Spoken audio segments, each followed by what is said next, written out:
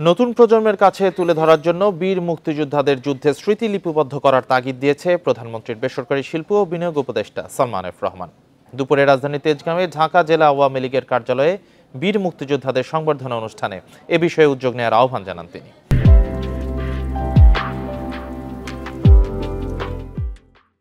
প্রধানমন্ত্রীর উপদেষ্টা বলেন, মুক্তিযোদ্ধাদের কারণেই আজকের বাংলাদেশ। তাদের স্মৃতি লিপিবদ্ধ করা না হলে মুক্তিযুদ্ধের ইতিহাস হারিয়ে যাবে।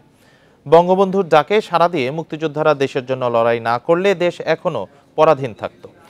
তিনি বলেন, প্রধানমন্ত্রী শেখ হাসিনা দেশকে এগিয়ে নিলেও অনেক রকম ষড়যন্ত্র চলছে।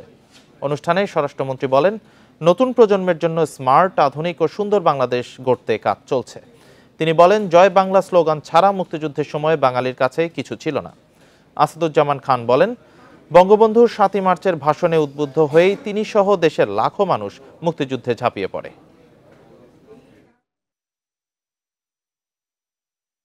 মুক্তিযোদ্ধারা হারাই যাইতেছেন, এই ইতিহাসটাও হারিয়ে যাবে। এর জন্য আমি মনে করি আমাদের নতুন প্রজন্মের কারণে এটা খুবই প্রয়োজন।